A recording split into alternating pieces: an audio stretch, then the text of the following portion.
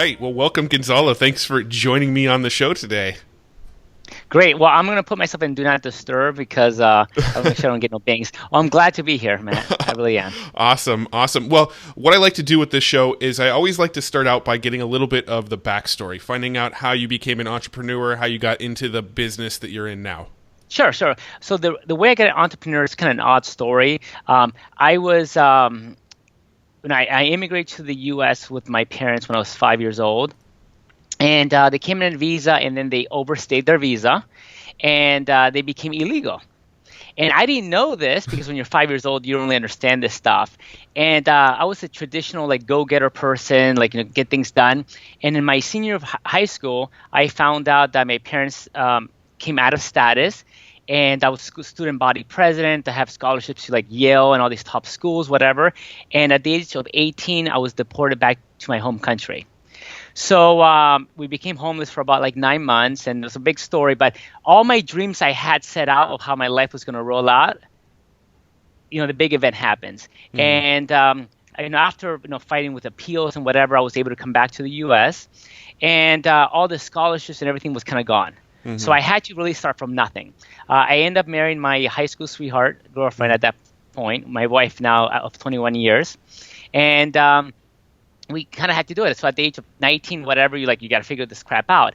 And a lot of people, I got some jobs and opportunities, but when I worked for people, I would have ideas that they wouldn't sometimes implement. You're kind of young, people don't listen to you. So I'm so I was always going. I'm like, if a business did this, they could do so much better. And I realized I was a horrible employee. So at the ripe age of, I was working for a couple of companies. And then back in 95, I was working in the .com age. And at that time, if you knew something, if you were a webmaster, you were like the golden child. And I ended up getting hired by a VC firm. After doing that, some guy flew me out to Ohio. A gentleman, his name was Tom Peters. He was known as the #1 business coach in the world. Companies like AT&T, IBM, and I actually consulted to him for business internet marketing back in the day. And my first consulting client in my life was a check. It was $150,000. Oh wow! The first client ever. I remember going into the appointment. And I just threw a number there. You're young, you're cocky, whatever. And I said my number because I had nothing to lose. So, they're like, no, that's too much. And I remember walking out to the car and them coming and say, wait. And they're like, you got it. And I remember driving home. I was probably making $50,000, $60,000. And I was like, oh my God, 6 figures for one thing. And so I kind of had those bad experiences, but I also had the amazing experiences, whatever. So, and that's the problem. When you're destined for something more and you sometimes feel stuck, I always push myself. And sometimes it's funny how life works. Sometimes you feel like you're an ordinary person, you're here to survive, and then you have glimpses of greatness. Uh-huh. And those are the moments that remind you, shit, I'm not going to settle for this crap. Yeah. And that's why I do what I do. And what were you consulting on when they hired you for $150,000? What were you consulting on for them? They were trying to figure out internet, right? So they had a website. They, and back then this is early on, but I was telling them that they need to interview people like Seth Godin and put them on the internet and get opt-ins and things that people weren't even talking about. Right. And I was just pulling this stuff out of my butt, right? I didn't know, right? But it just felt right. Right, because I was working for a .com company, a venture capitalist who had also a big .com website, whatever, public company, and I saw what they were doing behind the scenes. Mm-hmm. And now, one thing I was always very good at, because that not just immigrants, but it helps when you're an immigrant. I'm able to see, okay, here's how one thing that is done in one industry. Here's how a different industry does it, and I always combined it, and that's where innovation comes in. So that's what I did for him, and they did well. Whatever. And then once you reach that pedestal, and you really don't know what you're doing sometimes. But the funny thing is, no one does. Everyone is literally making this crap up, because when you're in innovation, it's not like, hey Matt, how do you get to the Mars? All you're doing is just leading. And if you have enough belief in yourself, enough people are willing to follow you. Because here's the thing is, so many people are so hungry to be led they're willing to follow anyone. Mm-hmm. Mm-hmm. So then I realized finally, like, wow, if I'm a person of integrity, and if people are going to follow, why should I start? Why should I continue doubting myself? Mm-hmm. Right? Because I put the mission ahead. So then I realized I was a great leader, but I realized my worst enemy was myself. Mm-hmm. And I realized that ones who were like scammers, all this stuff, or they didn't care about people, they just didn't have that filter for themselves, right? They're not really hard on themselves. So then I'm like, screw it. This is all make believe anyway. So let's just go at it. So anyway, sorry for the ramble, but I'm 40 years old now, and you're finally starting to like, oh, I get it now.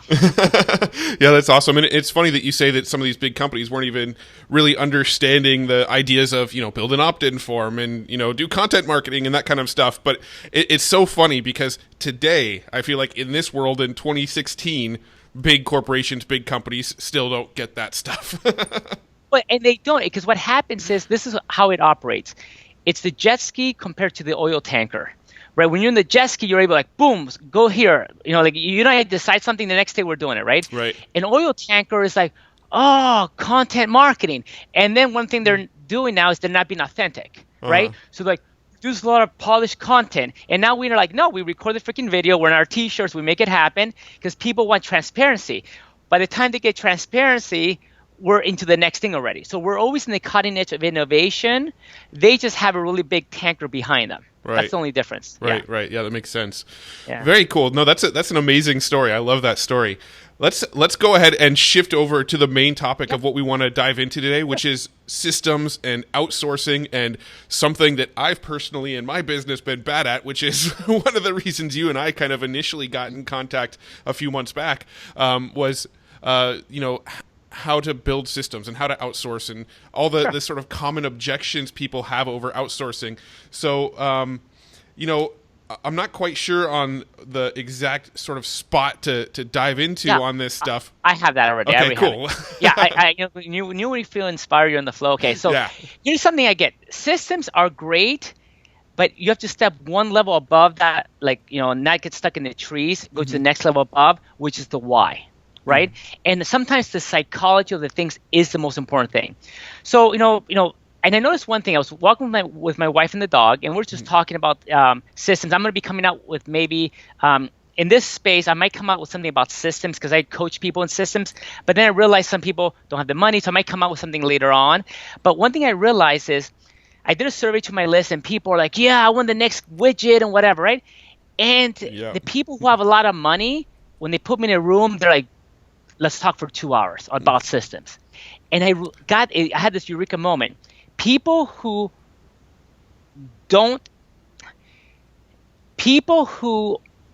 value money, not that they have it, but they value money, right? Seek opportunities. People who have money value systems. And that's the paradigm shift, because I've been reading a lot of military stuff, and it finally came to me how any person can be successful in business, but they don't they don't see themselves within the context of the business, right?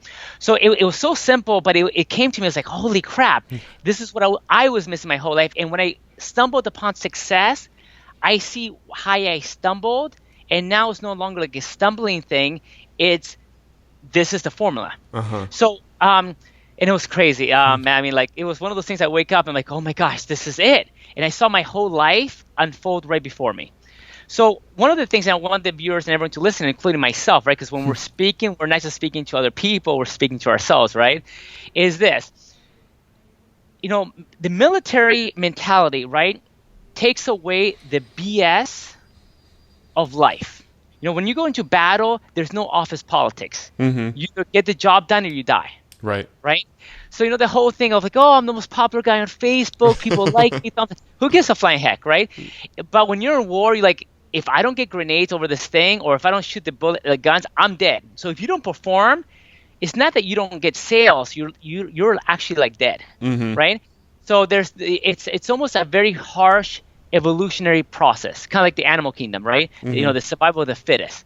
In business, we don't have that thing, so it allows our egos to really take over, right? If you do something wrong and someone slaps you in the face, you're going to learn pretty fast. In business, you're like, oh, this guy doesn't like me. I'll move on to the next guy. So this is what I discovered. And I saw people in kind of 3 separate sectors of how they operate, okay? And you're going to see this unfold. When someone wants to get in business, there's really 2 models. They are, hey, I need to go out and figure out what product or widget people want to buy, right? So they go out, and they test and they do stuff and they fail and whatever. And sometimes we idolize the people who are like that, who really know, like in the whole internet when like, I'm a grinder and I'm all this crap, right? Right. I want more than you crap, right? Well, they have this sadistic, and there's nothing wrong with it, ability to go after something and bang their head against the wall until they get through the wall. And if you're able to handle that pain, that's fine. But when we put those people on a pedestal, we compare ourselves to them, and we think we have to do it like they do. So in business, the first success that people have in a new business is you're validating the product. So, for example, if you're someone who's like, I just threw $20,000 on Facebook and this worked, right? And people are looking at them. And I would look at people like that, it's like, oh my gosh, like to have the boss that they do and blah, blah, blah. And then you compare yourself. Well, if in the military sense, if you look at the scouts, a scout is someone who goes to the beach, finds the enemy, and shoots them. It's like, hey guys, I have a clear opening here. Come on down, which is how the military works. Well, that's like the thing of a scout. So an entrepreneur who tests ideas, they're being a scout. The problem with those scouts and the test, what is it called, the wealth dynamics, some people that do those kind of tests, whatever, that's the guy who is the ultimate creator idea tester. That great skill, when you have that ability to test something, are the guys who have 20 ideas that have been validating, but then they am I allowed to curse on this podcast? Yeah, that's fine. Then they get the feeling of being a limp dick. Because what happens is they can't sustain. Right? I validated something, and then you talk to them, man, and like next week, like, hey, what are you doing? Oh, I'm doing fucking e-commerce. And the next day, I'm doing SEO. So and they were able to make $1,000, $2,000 because that's their skill set. They find a target, kill it, and they move on to the next target. And so that's usually the guys who get the glory in the business because they were able to validate. So if you think about the military, that guy goes in there, validates an idea. And what's the next guy that comes on board? Those are the guys who set up the outpost. They come in like the Navy SEALs. They get shot with bullets because they're in the trenches, but they set up the little fence, they do the little trench, they put little food area, they put the artillery guns. So that what they do is they protect what has just been captured. Now, if you apply that to systems, the first guy validates the idea, right? The second guy, what he does is he sets up priority systems that produce the biggest results, mission critical systems. When you have one customer, you do not set up a system of how to automate your customer service. Right. Because you got one freaking customer. Right. You automate the marketing. You automate the really fast fulfillment because that guy who just did that thing one time, he's going to lose interest. So what I'm very good at with my coaching people, I have these entrepreneurs who do like $25,000 a month and then they get to like $1 million or $500,000 or $100,000 because I'm like, I look at their business, I'm like, these are the things that are critical, that are just good enough that you need to implement. Because then when the land he conquered, if he moved on to the next carpet, like the next target and didn't create an outpost, the enemy then takes over again. Right. Because he's moving. So what I realize is I am really good at that position. When the guy's having success with one thing, I take the thing that makes $20,000 and make it $2 million, right? Because I identify the critical processes. Now, once you have the outpost, right, basic systems that makes all the difference in your business, then it's safe for the battleship to come in and are the guys who are like the engineer types. They refine things. Like, Gonzalo, the system was good enough, but now let's take it to the next level. Now let's do customer service. Let's do this. And I don't have the patience for that crap because once I create a critical system that can hand off, the refiners refine it. So what happens is sometimes the guy who is the scout will hire a refiner, But the refiner, he thinks he's stupid because he's so meticulous.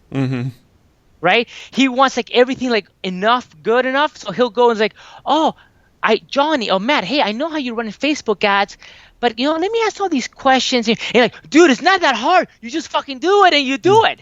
So there's the misconnect. And the middle guy, the outpost that can think like the scout, but can think like the refiner, is the guy that is the glue between the two processes. Right. Which is what I realized I'm fucking amazing at. Okay? So what happens is, but then when I'm done with the job, then the refiners come in and they take the 2 million, make it 20 million, right? And so in that process, you have to look at what that is. So the first guy is validate, test, throw shit against the wall. You see, they have to act like the jackhammer. A guy who's cautious will hammer one at a time. When you're validating, you need to be like the jackhammer. So for every one hammer, he did 20. So number one, you can partner with someone who's like that, hire someone, or even better yet, get a couple friends or buy like a franchise model. So the reason why the guys who buy a McDonald's works, because he doesn't have to create McDonald's. It's been validated. Right? So they're just buying a really refined process. If you, for example, find a guy that you're talking, let's say you're like the middle guy like me, and let's say, Matt, you were like the boom, boom, boom, boom type of guy, the scout. Hey, Matt, what do you have going on that you could make systems out of it? We can refine.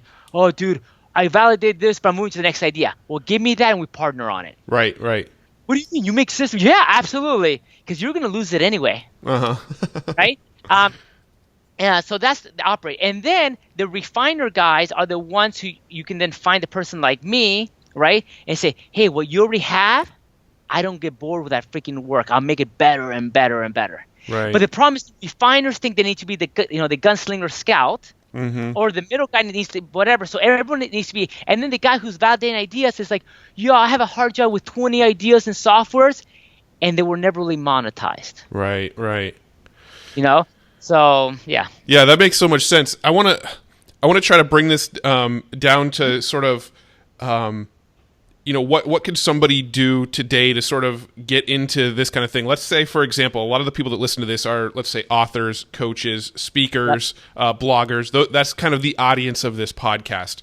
So let's say somebody falls in that category. They're a coach and a blogger and an author. They're kind of encompassing of those things. What sort of path would you guide them through to start? Okay, so let's go through a process of this whole thing for someone to apply in a practical fashion. Okay. So number one, if you're not making money, you need a validated idea. Right. Right? If you're like, oh, I'm an author, I published a book, and no one's buying your book, and you don't have, and here's there's a book called Predictable Revenue. Great book, but let me give you the most important thing that I got for myself is every business has organic growth. Right? So someone has an idea, and you ask your 20 friends to buy from you, and you think you have a business. Right. When you have everyone has organic growth. Realtors do this. I used to own a very big real estate company, and for example, Coldwell Banker will hire anyone who just got licensed because the average new realtor will have 3 transactions before they need to know what they're actually doing. So what they do is they hire 1,000 people, get 3 transactions from each one of them, pays them 40% commission, and now they have 3,000 transactions. And when the guy is like, the organic growth is done, he leaves and they made money. That's why they say, well, the first couple of deals will give a certain percentage, and then once you pass 3, we'll give you a lot more. Because statistically, you're done. Okay, so you need to validate that whatever you're selling is done without organic growth, because you go organic growth, you go through the coal mine until you find a predictable way to do things. For example, Facebook ads, strategic partnerships that drive business to you. So whatever that vehicle is something that is not based on who you know, but is it's validated through either buying or some kind of partnerships, right? So the first thing you got to do is you got to validate whatever you're doing through that process. How can I get customers in a predictable fashion that I can throw money at, or I can use my hours, like hire salespeople, like systemized fashion for them to hit the payment. If it's based on your network or friends, you still don't have a predictable way to generate revenue. Okay, so your first job is to be a scout for that, right? So you're either being the gunslinger or you buy a system that says, like, here's a system on how to sell books here. Like for example, Matt, I know everyone always told me of your amazing content marketing. Here's the system how to make content. Don't recreate the freaking thing, right? So you get that system in place first, right? So now, because you can't make systems until you validate the thing that is out there. That's your job number one, mission critical one. Once you do that, you move to the middle part, which is the mission critical processes. Because once you do something, you need to make sure someone is doing it and their attention is on it. And this is something I believe. Matt, when you put your attention on something, it happens sooner or later, it ends up happening. Right. But it has to pull your attention. So what happens is your job in life is either to, I believe people's attention is like the sun on a plant. If I focus on something, that thing will grow. So your job in life is either to direct your attention to that goal or to direct someone's attention to that goal. But someone's attention has to be on it. Gotcha. Yeah. Which is why outsourcing comes in. So for example, if you know you need to make 50 calls a day to land whatever client, if you move to the next part of your business, someone's attention needs to be on it, which is the mission critical things. What are the things in your business that can either give you more money or more time? And those are the things that you have to systemize first. Okay? Because when you look at your life, you're like, yeah, I need to make a really nice logo for my blog. Okay, and you spend like 8 hours on it. Compared to hey, if I don't get on the phone with people, I don't get JVs, I need someone to do that. So when you look at your list of tasks that you need to do, you need to be looking at if I need to do this, does it make me more money or does it give me more time? So if you're doing 20 hours of customer service a week, then you need to replace that. Because you need more money, more time. So in the middle part is creating systems that are those critical things. Okay? And a good way to give you there's a couple books that are really good on systems. One of them is called Work the System. It's great. The problem I have with that book, he tells you that it takes you like a year to systemize your business. I was like, that's BS. You could systemize your business within 30 days to 90 days. And I have ways to do that, right? Because it's all the beliefs that you have, right? The next thing, or there's the other one called the E-Myth, which is a great book about systems, right? But really one thing that you have to, the most basic thing is this. There's a book called The Checklist Manifesto. That book is about you need to run your life like a freaking checklist. Like, hey, set up the podcast, check. Do this, check the audio, check. So your job is either you need to be patient enough to make the checklist or you need to have someone else to do that for you. The systems are really like a checklist. It's just people, follow, right? Because once you can give someone a checklist, then you can trust someone else to do it. Right. And you don't need to hire them full time. Hire them on an as needed basis. Right? So you find a guy that says, hey, to edit my podcast takes, it's an hour. $10 an hour. Someone's editing your podcast. Because if you want to make, $10,000 a month, that's roughly about $300 a day. If it takes you an hour and you work 8 hours a day, you're looking at $35 an hour. Get rid of that thing. Because it's not about the money that you save. When you switch from a task and then you have to switch to a new task, it takes you half hour to an hour just to get that rolling to that new task. Yeah, that sounds familiar. So literally you start off with that. And you start off with the things, when you outsource something, you start off with those critical tasks that if you gave someone a checklist, could they not fuck up? It's not the break brainy, creative, the content. No. Just edit my freaking post. Or do this or do that, right? Once you start doing that and you pay on a per piece, per meal, or a la carte thing, then you don't feel like, I had to hire someone full time and now my job is to keep them employed full time. Leave that mentality. Start off with 1 hour a week VA. So I teach people in my stuff how to do that, right? But so you do that, you have your critical systems, and literally you repeat that process over and over and over. Now, once you have that, right, then you go into the refining phase, wow, we have this, and those are the people who become. Because let's say at that point you should be making realistically, once you're basically systemized, you should at least worst case scenario be $10,000 a month. Mm-hmm. Realistically, you're going to be at $40,000 to $50,000 a month when you're ready for the refiners. Mm-hmm.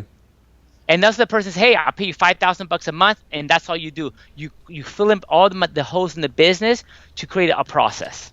So you're at $0 amount, and let's get you to like 10 grand a month in profit with basic systems that people can follow and place.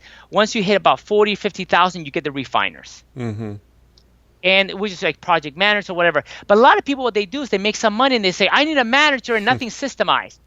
And then because the guy doesn't do it the way you want to, you fire him. Mm-hmm. And then you're like, no one can. I told you, man, no one can do it as good as I could. Realistically, because you didn't set him up for success. Yeah. Everything was in his freaking head. Yeah. No, that's amazing. So you validate the idea, and basically when you say you validate the idea, it means that the people who are buying your product aren't necessarily like your friends and family and current sort of social media following and that sort of stuff. It's you're running cold Facebook traffic or SEO traffic or something like that through it. Or salespeople, right? People getting the payment of the call, but something that you can pay money, right, or do systematic, and it just happens. Right. And then you focus on the mission critical processes. So you figure out, what you're spending the most time on. Figure out how you can delegate that. Right, and the important part is what you're spending most time on. That if you created a checklist, an idiot could do. Okay, got it. Yeah, so. And then the final phase is that refining phase. And this is once you're already really cranking along, you're making some money, the systems are working well, then you bring in the people to just make those small tweaks that you're going to see some results from. Right, and the great thing is, and that's why I was coming out with a process on, because realistically, man, after I come out with this thing, I have the outsourcing stuff, whatever, and I've done like systems coaching, but what I'm going to do is I'm going to come out with the systems course, and then I'm not going to come out with anything else in the space. The reason I realized, in this space, there's a lot of fame identity. Right, people care about being famous more than they care about making money. Right. And I've only been in this industry like this IM space for like 2 years or something like that, and I realized here's the thing is, and the sad truth is that my customers who are like, I have a business, I'm validating, I'm going to be coming out with what I just shared with you and share with your people on saying like, this is how businesses work. If a guy comes out with a course every week, there's no way in hell he's systemizing, validating the freaking thing. So one guy's promoting e-commerce one day, and the next thing, I'm just a baller FSEO. That's full of shit. You're being gullible. You're buying into the freaking thing. Yeah. Right. So the thing is, I really get you see, here's the thing is, my webinars do very well. They make money, and the people who buy from me are people who have surpassed the space of being gullible. And they say, I want to create a real business. So then they buy from me because my people are like, hey, you never promote shit. I'm like, yeah, because I am good conscience. I know whatever I say, because if you put me in a leadership position, you're going to follow. So I can't lead you astray because I wouldn't want that for myself. Right. So I realized in this space, by putting attention in this business, I can't wholeheartedly do that in good conscience and then set people up for success. Right. I have a call this afternoon with one of my guys, and they have a successful business that are planning. I'm going to help them today. He's probably going to be making an extra $50,000 to $100,000 from what I tell him to do. But I realized, being a $14,000 or $4,000, because the way I do coach, I charge $14,000, $4,000 for 4 calls with me. And then I do $5,000 success fees of their milestones. But realistically, if I make a guy $100,000, $200,000 a month more, and I get paid $14,000, it's not worth it. Right? So then people come to me, like I just had a guy right now, he has a multi-million-dollar business. He says, Gonzalo, I'm bringing you in 50-50. I need someone like you. So why am I putting attention to this stuff? So what I'm doing to my group or the community, say, here's outsourcing, here's systems. Anything else I teach would have to come from a place of lack of integrity, and I'm not willing to go there, because then there's going to be people that have been successful and now they're ready for that. And I want to provide that value, and then I'm kind of write it off in the night, right? Right. Now, realistically, I'll probably put a system in place that if there's good products out there, I'll email because I'm going to capitalize on it. But I'm going to have a person research if what would be promoted is legitimate, right? And maybe there might be like once a month promotion. But realistically, it's like when people follow us, And I get this, like, if you're trying to make money, it's easy to tempting to like, oh, let me peddle this, this snake oil. And it's just not cool. Realistically, I'm good at system, I'm good at outsourcing. I'm a horrible validator, right? I can't go out there and like, hey guys, I just found how to do SEO. But when you show me something that works, I'm gonna be a freaking machine and you ain't gonna freaking stop me, right? So what I realize now is I create a system on how to get people who validate for me all day long. Because I suck at it, right? Let them take the bullet in the back, the scouts. I don't need to waste my time. So now, do you have any sort of tips or ideas to help somebody define whether what kind of role they fall into? Because as you're describing this, you've got your kind of scout type person. You said you've got your person that comes and sets up the systems, and you got your refiner. And I'm sitting and thinking to myself, okay, I don't really see myself as a refiner, but I kind of see myself as a cross between the first two. So how do you... what I am. So I'm going to give you the personality. So my wife, she's a refiner. Okay, so my wife. And the reason I don't put her to work very much is because I like hanging out with her. But that's the type. I would hire her like all day long. So I'm gonna give you the qualities of refiner, right? So there's a book, and I'm gonna recommend. I know you do it at the end and all that stuff, but there's a book called Extreme Ownership. It's two guys who were people who trained in Navy SEALs on how they create I get goosebumps right now. Create the leadership with the Navy SEALs.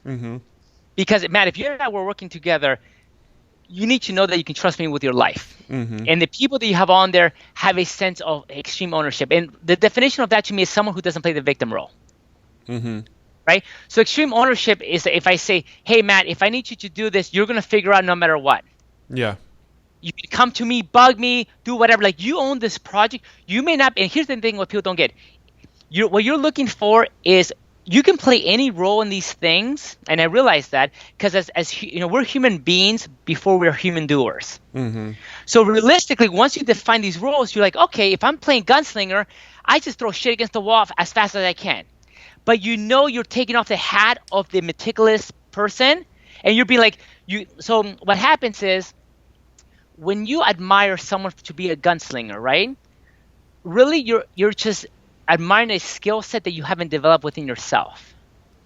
So then maybe you ask them questions, you see how they operate, you sit down with them, like you integrate them, right? It's kind of like in the Star Wars, like the cyborgs that like suck up, or the Matrix, they take that pill, whatever. So when someone hangs out with me, after 2 days, they could literally be 90% me. I believe within this, right? So you need to find the gunslingers and ask them questions, right? You take your ego to the side, say, well, why do you do this, whatever. And you're like, yeah, man, I have a belief that if I throw shit against the wall, something will stick. Okay, so if I'm validating, I throw shit against the wall. It's not the time to be a scary cat. Now, so you're either play that deliberately, that role, or you're like, hey, I need to find someone who's done that for me or who can do that for me. That's it. So you're either that or you're not, or you play the role. So if you're in the point of not making money, someone needs to play that role in your life, or you need to buy a system that's already been doing that. Now, when you buy a system, it's so freaking crucial, guys. You need to start checking your gut.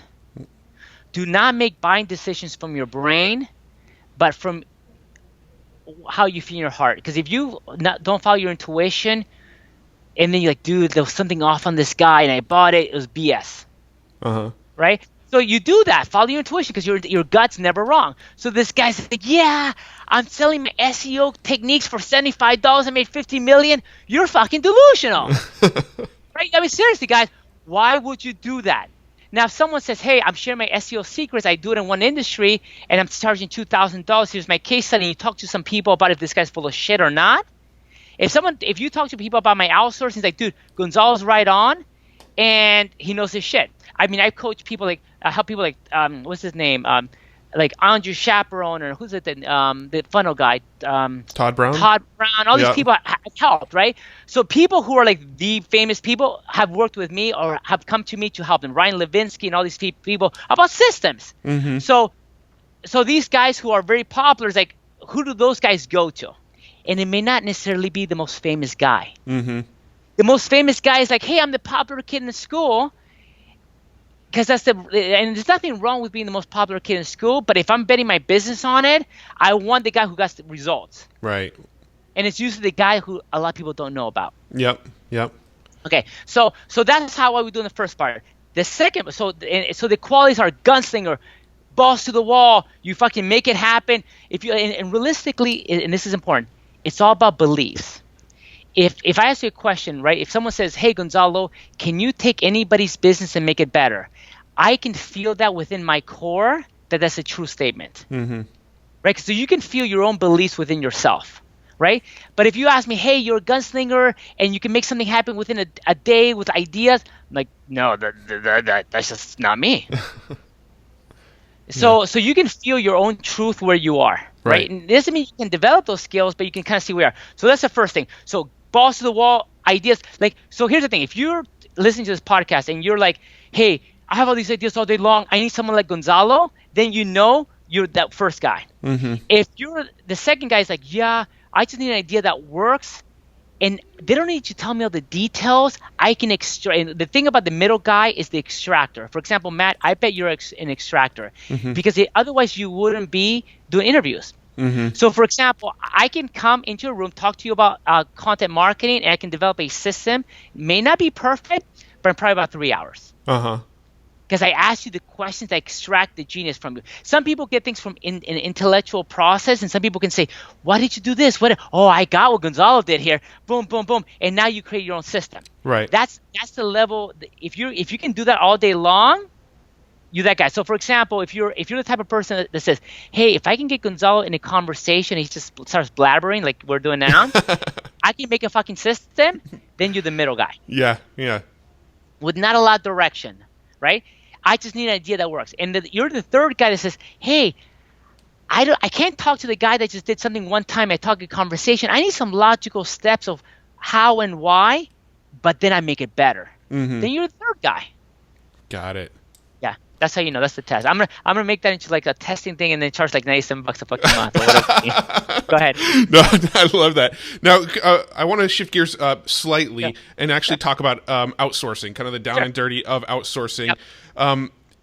And there's probably no sort of main answer for this, but is there sort of like one type of role that you would recommend people outsource first? Because you hear a lot of people say get a VA or is there a role that you see people should outsource first? Yeah, I think more than the role is the type of person.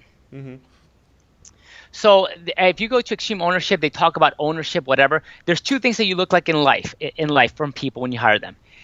Now, of course, if you're hiring a technical person, they need that skill, like a PHP programmer. But at the end of the day, you want two types of people. You want someone who's loyal and someone who is an owner mentality. Someone who says, I see that you're doing this and this could be done better. Right? Because you want someone that can follow directions, but will look for improvements in the directions that are given. So here's the funny thing I got.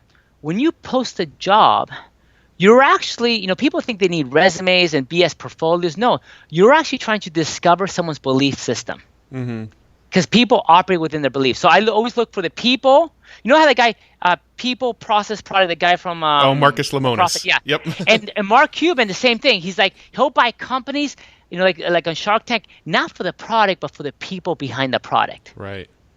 So hire that first, right? So you find that person. And then what you do, you start off with the basic things. You start off with what will give me more time and more money. So traditionally, you need your VA. And the VA that you need is someone that can actually offload stuff too. And I would hire them on an as-needed basis. Because if you hire them on a full-time basis, saying, hey, listen, I'm going to hire you. The first 2 months, they're going to be as-needed basis, and they're going to ramp you up to full-time.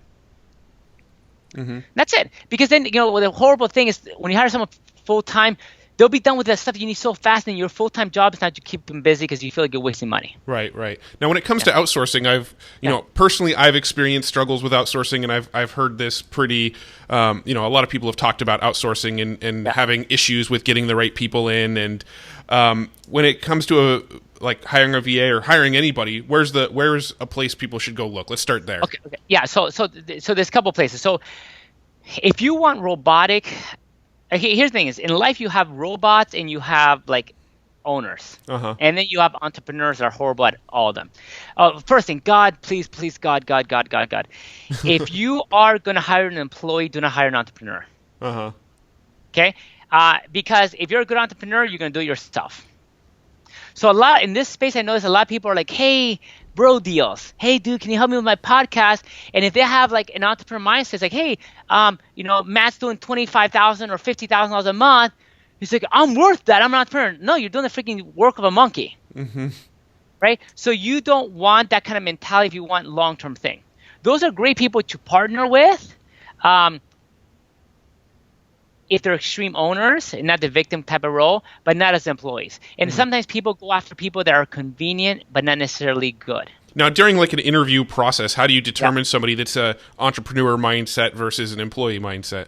Right. So a couple of things. Number one, you ask them about how they perform. Like when you do your task, Matt, and I put you in a role that's important to my business, and you hit problems in the business, and I need you to follow instructions, but I always need you to keep an eye out to make things better. And something needs to happen, and you can't depend on me to get you the solution, and you need my solution. What do you do then? So when I have a problem and I need a solution, let's say you're out with your boss. Yeah, and so an entrepreneur mindset would probably just figure it out versus an employee mindset would just kind of wait around to get instruction. Right. And there's a fine line because you say because if you're like, what's okay? So you ask. I mean, you can even ask. I mean, the things about being honest is great. Number one, why do you want to be an employee? Okay, why are you an employee compared to an entrepreneur? Mm-hmm. And if like really dive into people because and you kind of get like realistically, you ask about them and saying like let me ask you what roles did you take on?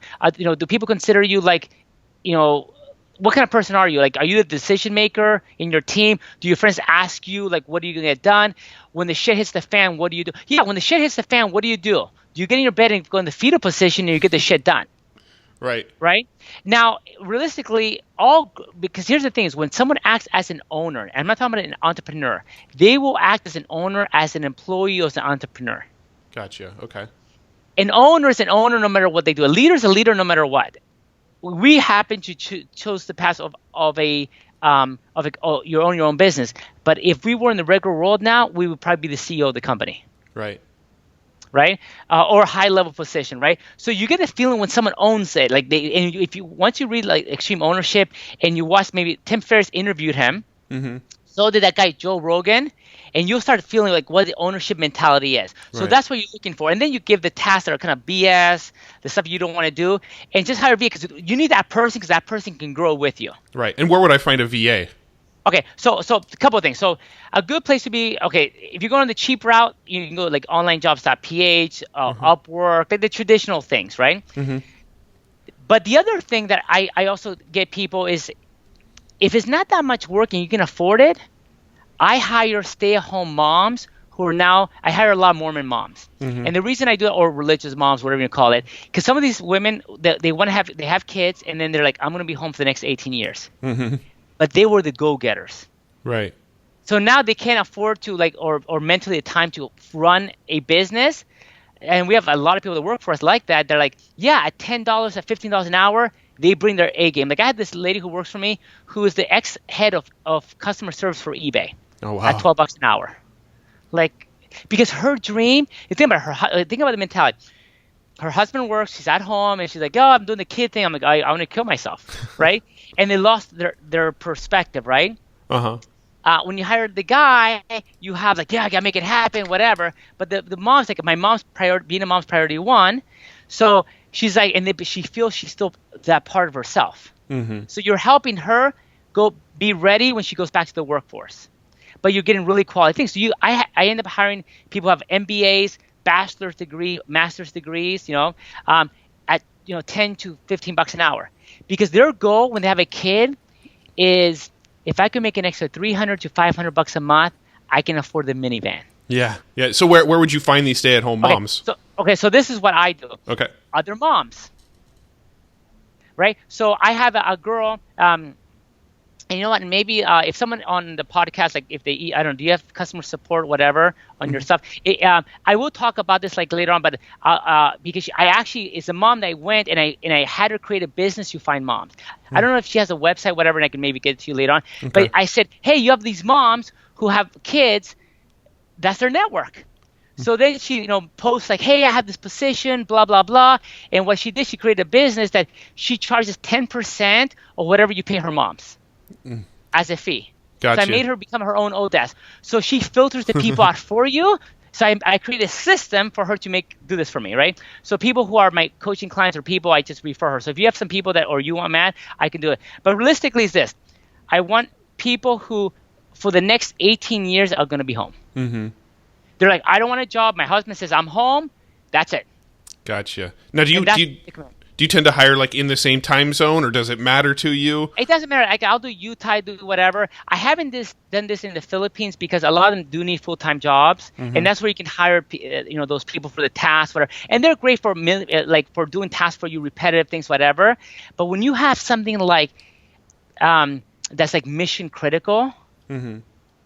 Like if someone's like doing refunds for you, do you want them to like do an easy refund or like deal with the crap? Right. Like do that. Also, I hire those type of people for like project management. Mm-hmm. But the stuff like order fulfillment, all that kind of stuff that people can do all the time is like, whatever you can do, you can outsource, especially following systems, right? Mm-hmm.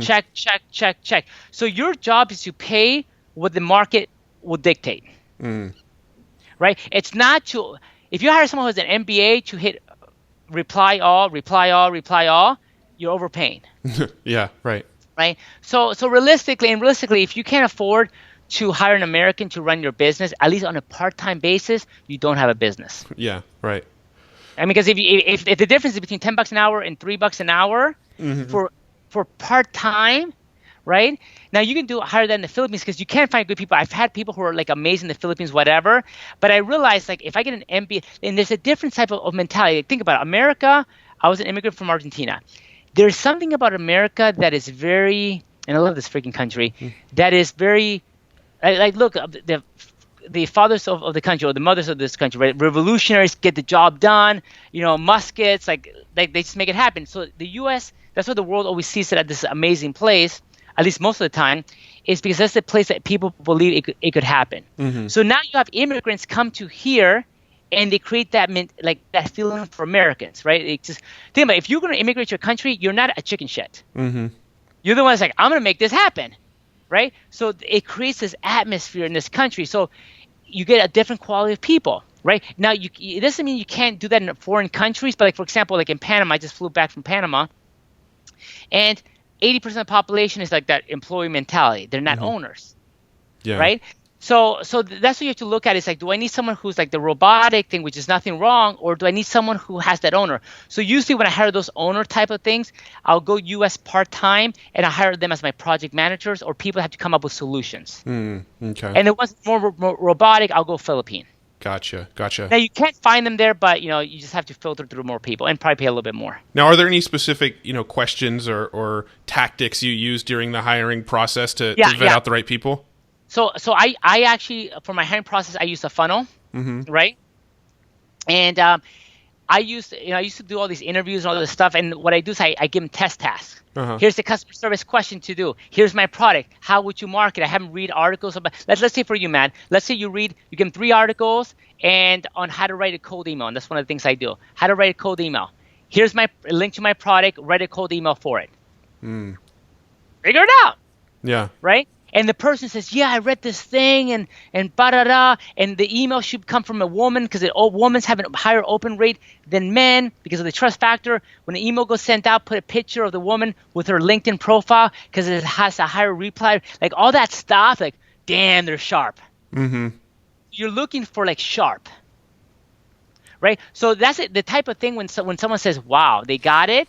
You want to give them a test task that proves that they're sharp. Yeah. I mean, I always look for initiative, going above and beyond, taking extra steps beyond what I asked them for is kind of how I've always done it. But that's some great advice. Well, and how about this? If you're like, okay, and give them a hard task. Give them a hard task that only takes 5 minutes, but you have a freaking brain and are clever to get it done. Mm-hmm. So if I say, hey, I want to get an appointment with Warren Buffett, right? I want an email for Warren Buffett.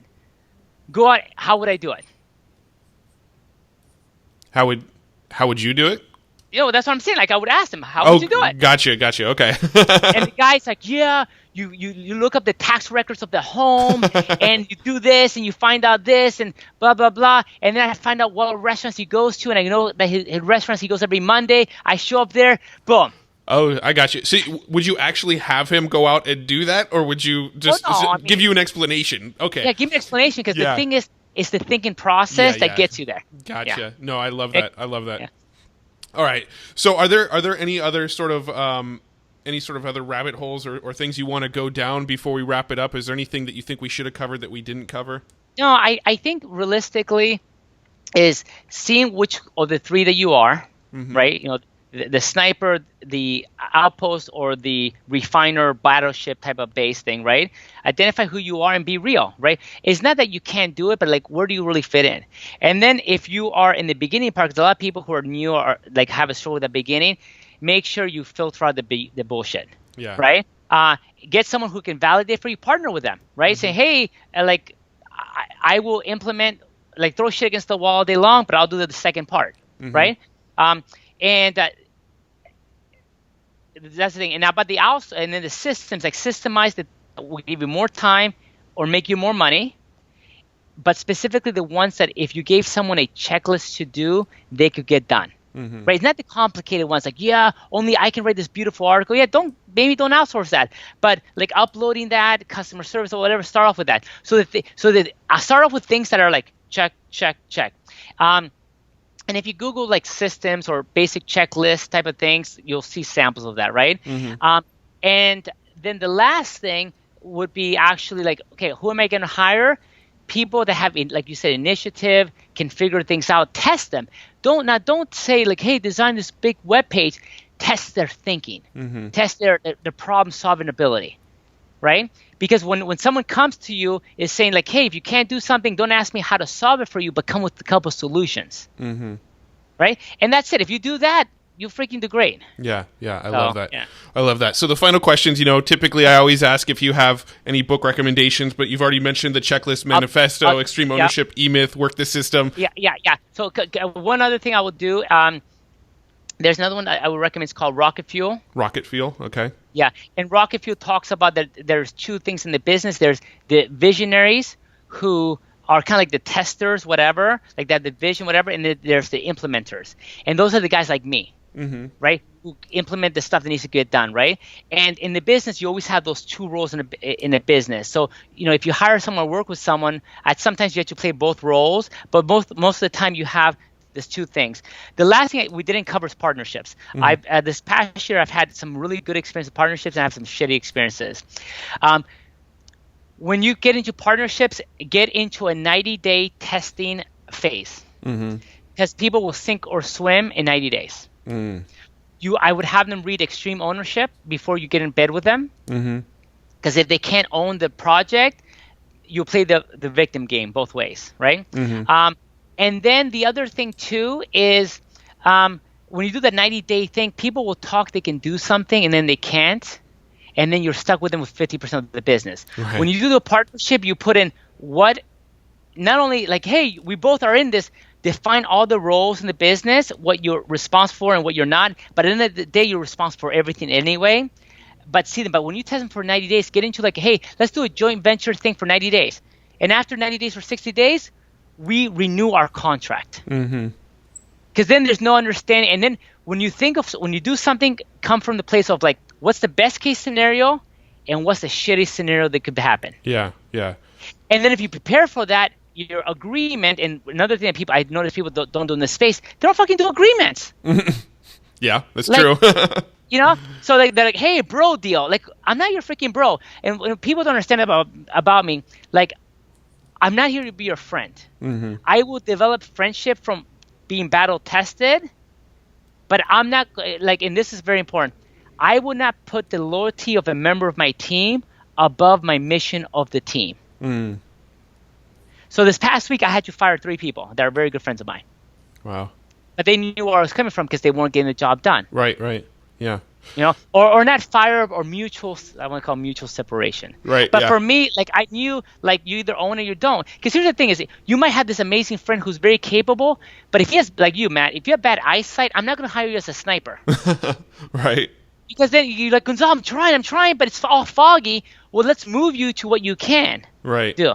Yeah, so that's it. That's the words of wisdom. Yeah, no, I love the words of wisdom on partnerships. I've had multiple partnerships throughout the years, and that's great advice to do the little 90-day tester period, because once you get years into a partnership and things bubble up, it's a lot harder when you're a couple years in than when you're 90 days in. So well, and here's the thing. I think another thing too is if you have to walk around your partner in eggshells, you can't do that. I have to be able to be, and I'm going to do this. I'm like, hey, Matt, this really pissed me off because you didn't pull your weight. And then you're like, yeah, okay, I can see that, right? Take that ownership, because if you have to kind of filter through how you say things, it's not going to work. Right. Right. Yep. And I'm telling you right now, really extreme ownership, have your partners do it, because if they can't do that basic thing, get out of here. Because here's the thing, guys, there's so much money out there. You don't need those people. If you're willing to be an owner and not a victim of your life, you want people who play the same level. I mean, all the changes I had this past week with people and businesses is I realized I'm in the MBA and I was playing with college people. And if they don't rise to that level, they're out. Yeah. No, that's some amazing advice. Yeah. Because the thing is, the last thing is, if you're not holding yourself to that standard, you don't have the right to hold other people to that standard. Yeah. So. Yeah, that's great advice. All right, so final question: where can people go to learn more about you? Do you have a website you want to send people to? It's called Man of Systems. You can go there. I have my products. Blah blah blah. If you want to get hear from me every once in a while, whatever, you can go there. But I will come out with the system things and the outsourcing, notify people, whatever. There's a test called the 60-second outsourcing test. Right now, you take the test. It's not set up to send you the results of the test, full honesty. But I will have that up and going. So when you take the test, once you get that email, you're like, hey, what the hell does this crazy guy Gonzalo have going on? And how can I integrate that stuff for myself? You will get something from me. Just don't expect the next day hey, where's my email? Chill out. But that's the best way for people to get in contact with me. Cool. And I have in there coaching, whatever, blah, blah, blah. So whatever you guys need, that's it. So Matt, you were, I have I'm excited to talk to your people, and it's it feels so freeing when you can just be raw. Yeah. I love that I caught you in a flow state, as you said today, because you gave some amazing information, and this has been one of my favorite episodes, and probably one that I've personally got the most value out of, and took a bunch of notes on myself, and so I'm excited to share this episode. So thanks again for joining me today, and I really appreciate it. Thanks, man. We'll talk soon, buddy. Yeah.